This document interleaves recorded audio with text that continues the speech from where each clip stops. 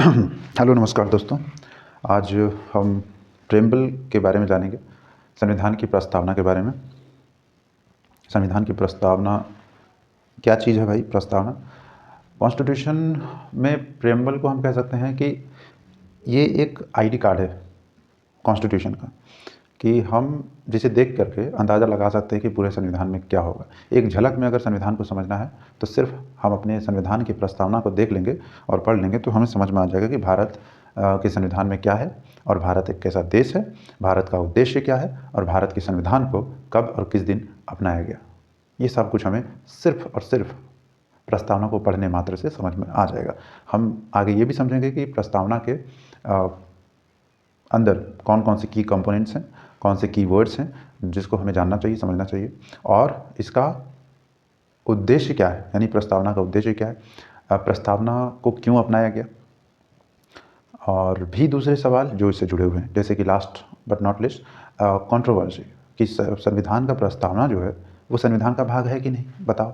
कैसा बेतुका सवाल है, निश्चित रूप से है, लेकिन ये कंट्रोवर्सी हुई क्यों थी, और फिर सुप्रीम कोर्ट ने ही अपने पहले निर्णय को बदल करके 1973 में केशवानंद भारती केस में क्या फिर से क्यों कहा कि हाँ ये जो है प्रस्तावना संविधान का भाग है, जबकि 60 में बेरूबाड़ी यूनियन केस में कहा था कि नहीं, जो संविधान का प्रस्तावना है वो संविधान का भाग नहीं है। चूँकि सुप्रीम कोर्ट के पास ये अधिकार है कि अपने ही निर्णय को, या न्यायपालिका के पास अपने निर्णय को बदल सकती है, तो हम इसमें कुछ नहीं कर सकते, है ना। नाउ हम समझेंगे कि प्रेम्बल में यानी प्रस्तावना में क्या क्या चीज़ें होती हैं, की कंपोनेंट्स क्या है, कि भाई ये ऑथोरिटी जो है, सत्ता कहाँ से प्राप्त करता है, तो people of India, POI shortcut मैंने लिखा हुआ है, तो पीपल ऑफ इंडिया से ये अपनी सत्ता, ये सोर्स जो है पावर का वो है जनता, लोग, भारत के लोग। दूसरा है कि हमारे देश का जो नेचर है पॉलिटी का, राज्य व्यवस्था की जो प्रकृति होगी वो कैसा होगा, किस प्रकार का होगा, कि हम एक डेमोक्रेटिक होंगे या फिर डिक्टेटरशिप वाले होंगे, या फिर यहाँ पर मतलब कि कम्युनिज्म होगा, क्या होगा, मतलब वो व्यवस्था कैसी होगी। तो ये पहला चीज़ कि हमारा देश जो है वो सॉवरिन है, संप्रभु है, यानी कि पूरी तरह से दूसरे किसी भी देश या संस्था के गुलामी से बिल्कुल मुक्त और अपने तरफ से कुछ भी करने के लिए पूरी तरह से आज़ाद। सॉवरिन का ये मतलब है। उसके बाद हम कहते हैं कि डेमोक्रेटिक है, हमारा देश जो है लोकतांत्रिक है, लोकतांत्रिक, जहाँ पे जनता का शासन चलता है, जनता की बात मानी जाती है, जनता जो शासन की जो आधार है वो जनता है ना। उसके बाद हम कहते हैं सेक्युलर और सोशलिस्ट, कि हमारा जो देश होगा वो सेक्युलर होगा, धर्मनिरपेक्ष होगा। हमने किसी भी धर्म को अपने राष्ट्र का आधिकारिक धर्म नहीं बनाया, हमने सभी धर्मों को समान दर्जा दिया, चाहे फिर उसकी स्ट्रेंथ जो भी हो। जैसे कि हिंदू धर्म जो है हमारे देश में मेजॉरिटी में है, मुस्लिम उससे कम है, फिर उससे और भी दूसरे धर्म, सिख, जैन, ईसाई, उनकी तो कम्युनिटी तादाद जो है सो वो और भी कम होती जाती है। तो हमने उनके स्ट्रेंथ चाहे जो भी हो, हमने सबको एक समान दर्जा दिया, ठीक है, और राज्य के द्वारा एक समान सपोर्ट भी दी, है ना। ना सेक्युलरिज्म का मतलब हमारे पास ये है, ये नहीं कि राज्य और धर्म दोनों बिल्कुल अलग हों, ये सेक्युलरिज्म सेपरेशन पे आधारित नहीं है हमारा सेक्युलरिज्म। ओके, ना हमने क्या कहा था, सेक्युलरिज्म, फिर सोशलिस्ट की कैरेक्टर है, इसका मतलब है कि जहाँ पर राज्य का पूरी तरह से स्वामित्व हो, ऐसा नहीं, वो चाइना में था, अभी तो चाइना भी बदल गया है, लेकिन हमारे यहाँ पे जो सोशलिज्म है वो क्या है, मिक्स्ड इकोनॉमी पे बेस्ड है, मिक्स्ड है, जहाँ पे स्टेट का ऑनरशिप तो चलेगा, plus side by side private जो इंटाइटीज़ हैं या फिर प्राइवेट इंडिविजुअल हैं उनके भी अपने मतलब उनकी अपनी प्रॉपर्टी, उनका अपना बिजनेस एग्जिस्ट करेगा, है ना। तो सरकार और दोनों ही पार्टियां जहां मिल करके चलती है, और ऐसे सोशलिज्म को गांधीयन सोशलिज्म भी कहा जाता है। ओके, नाउ हम देखते हैं ऑब्जेक्टिव माने कि हम लोग का उद्देश्य क्या है। हम लोग का मतलब संविधान ने या हमने खुद अपने लिए क्या उद्देश्य बनाया है, तो जस्टिस, लिबर्टी, इक्वालिटी, फ्रेटर्निटी, कि एक देश होने के नाते हम ये इंश्योर करें कि हमारे देश में 3 तरह का न्याय हो। कैसा भाई, कि सोशियो इकोनॉमिक, पॉलिटिकल, कि अगर सत्ता पे हम देखते हैं ना, अक्सर बहुत ही एलिट क्लास के लोग ही जाते हैं, तो अक्सर ये शिकायत रहती है कि आखिर जनता के उन निम्न तबकों का क्या होगा। हमने तो कह दिया कि सबके लिए पॉलिटिकल ऑफिसेज खुले हैं, जो भी सरकारी दरवाजे हैं खुले हैं, लेकिन असल में क्या खुले हैं, वो असल में तभी खुले होंगे जब सोशल और इकोनॉमिक जस्टिस भी बराबर प्रोवाइड कराया जाएगा।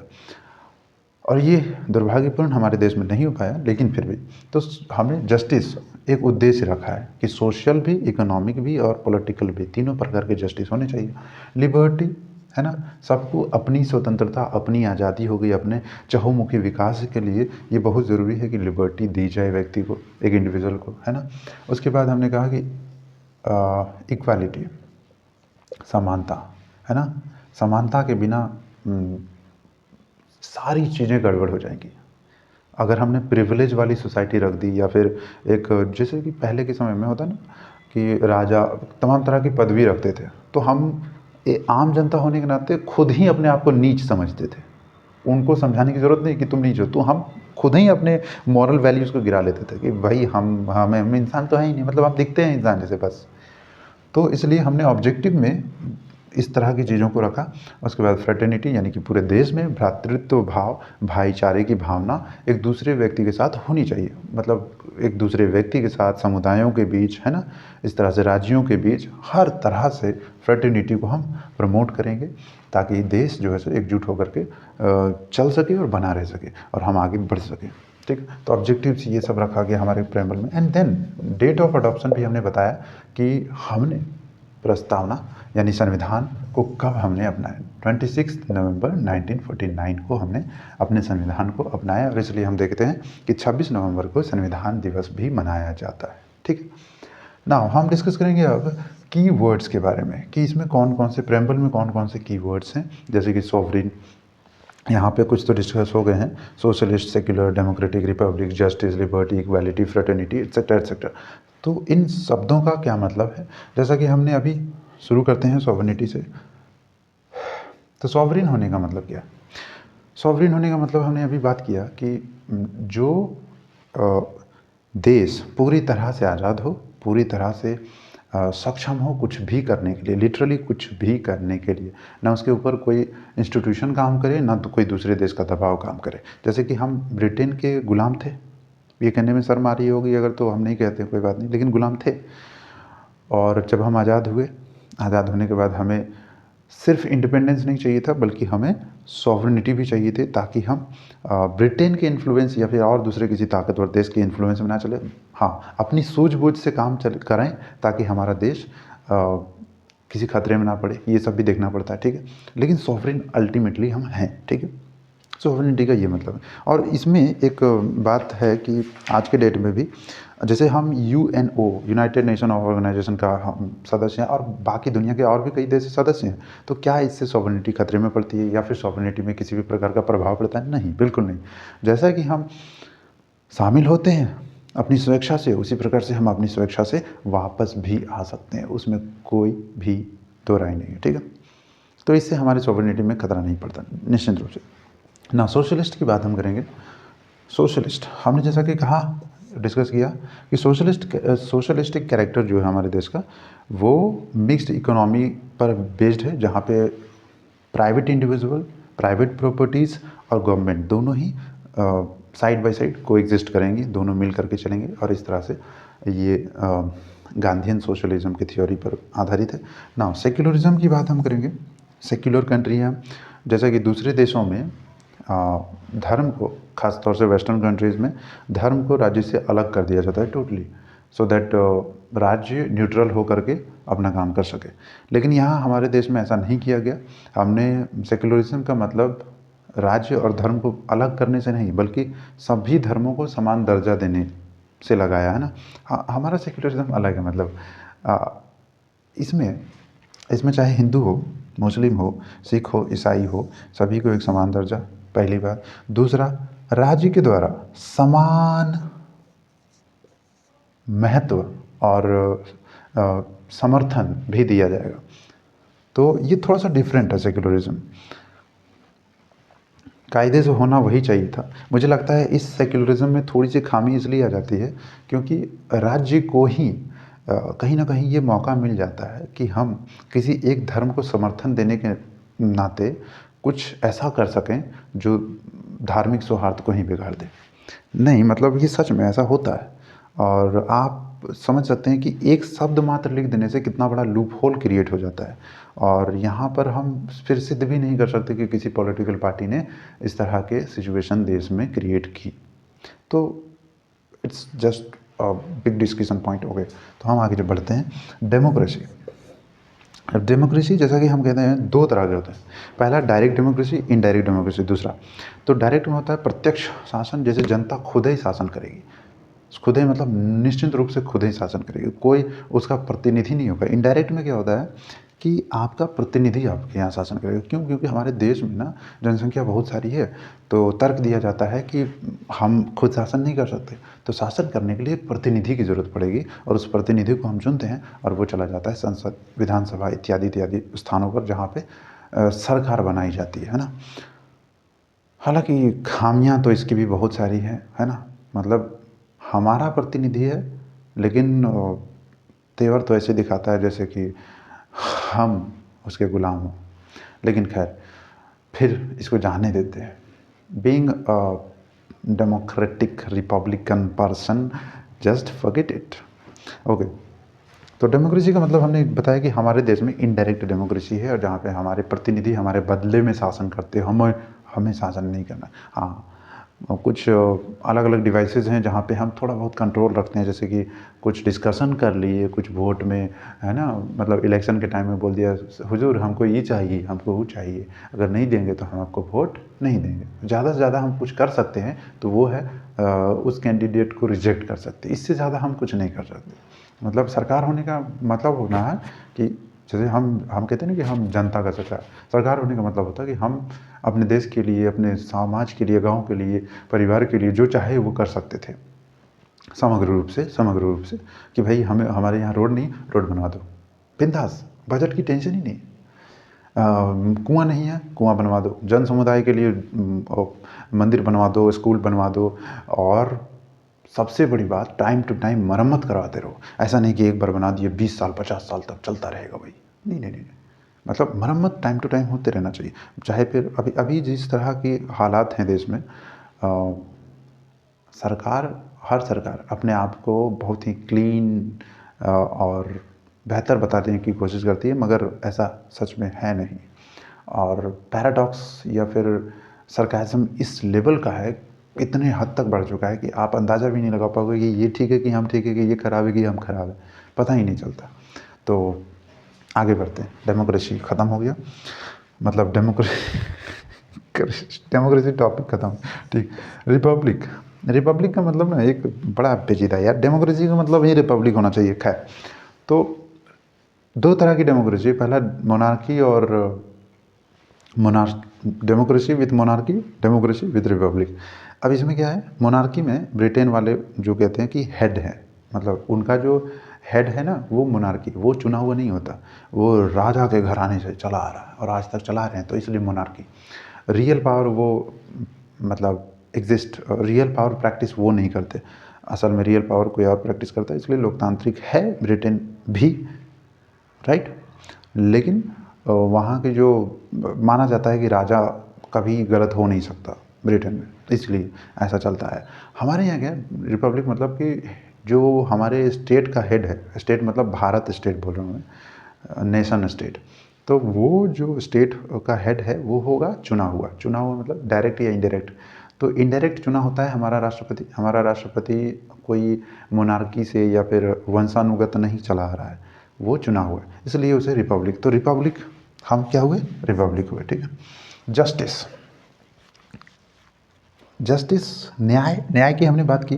तीन तरह के पॉलिटिकल न्याय, sorry political, economic, socio justice, जहाँ पे हमने कहा कि तीनों की को एग्जिस्टेंस बहुत ज़रूरी। कोई भी सिर्फ पॉलिटिकल जस्टिस या फिर जैसे हम कहते हैं ना फंडामेंटल राइट दिया, पॉलिटिकल राइट्स हैं आपके पास, आप भी सत्ता में आ सकते हो, सब कुछ कर सकते हो, कैसे भाई? जब आपके पास खाने को खाना ही ना हो, आप पॉलिटिकल सोच भी नहीं सकते। आप समझो वो किस लेवल तक जाना पड़ता है, उस लेवल की मेंटल अवेयरनेस, उस लेवल की स्ट्रैटेजी पॉइंट एट्सेट्रा एट्सेट्रा, वो सब एक भिखारी नहीं सोच सकता, एक सड़क के किनारे बैठा हुआ इंसान नहीं सोच सकता। उसके लिए इस तरह की बातें करना बेकार की बात है। खैर, इसमें फिर लंबा घुसना ज़्यादा जरूरी नहीं, जो टॉपिक खराब हो जाएगा। ठीक, हमने कहा इकोनॉमिक, पॉलिटिकल, सोशल, इन तीनों तरह की जस्टिस, और जिसके लिए हमने पॉलिटिकल राइट तो फंडामेंटल में दे दिया, फंडामेंटल राइट्स में, और सोशियो इकोनॉमिक जो है हमने डीपीएसपी के द्वारा राज्य के ऊपर कर्तव्य के रूप में छोड़ दिया कि राज्य जो है इसे अपना कर्तव्य समझ के जनता को कुछ कर दे, नहीं करे तो नहीं करे, कोई बात नहीं। ये जस्टिसेबल नहीं है, आप सुप्रीम कोर्ट या हाई कोर्ट या कोई भी कोर्ट नहीं जा सकते just because this is not justiciable. हाँ, ये इसके पीछे जो सैंक्शन है वो क्या है कि जब इलेक्शन आएगा 5 साल में, तब आप मांग करना। अगर आपको फिर से नेता आपके उल्लू बना जाए तो फिर 5 साल बाद मांग करना। ठीक है, तो यही होता है ना। ना हमने जस्टिस की बात कर ली, और उसके बाद है लिबर्टी, इक्वालिटी, फ्रेटर्निटी, जैसा कि हमने पहले ही डिस्कस कर लिया है। ठीक है, तो इसमें बहुत ज़्यादा घुसने की ज़रूरत नहीं। नाउ हम देखते हैं सिग्निफिकेंस क्या है हमारे कॉन्स्टिट्यूशन का, प्रेम्बल का कि प्रेम्बल का जो सिग्निफिकेंस है वो ये है कि हम देश होने के नाते किन किन फिलॉसफीज़ पे चल रहे हैं, ये हमें हमेशा पता चलता है, याद आता है कि हमने अपना प्रेम्बल पढ़ा, देखा, अच्छा हम डेमोक्रेटिक हैं, अच्छा हम रिपब्लिक हैं, अच्छा हम जस्टिस भी लेके चलते हैं, अच्छा हम फ्रेटर्निटी को भी बढ़ावा देते हैं, अच्छा। तो ये सब हमारे फिलॉसफीज़ और फंडामेंटल वैल्यूज़ को दर्शाते हैं, है ना। सिग्निफिकेंस यही है, और जिस पर कि हमारा पूरा कॉन्स्टिट्यूशन आधारित है, बेस्ड है ना। नाउ अब एक कंट्रोवर्सी रही है, जो कि हमने वीडियो के शुरू में ही थोड़ी सी बात की थी, कि कंट्रोवर्सी क्या है कि भाई ये जो प्रेम्बल है वो कॉन्स्टिट्यूशन का भाग है कि नहीं है। तो 1960 में बेरूबारी यूनियन केस में, बेरूबारी यूनियन केस क्या है कि इंडिया और पाकिस्तान के बीच ना कुछ इनक्लेव्स यानी कि कुछ लैंड बाउंड्री जो है ना वो ट्रांसफ़र करने थे। तो ये केस उस समय आया और उसमें कहा गया सुप्रीम कोर्ट के द्वारा कि प्रेम्बल जो है ना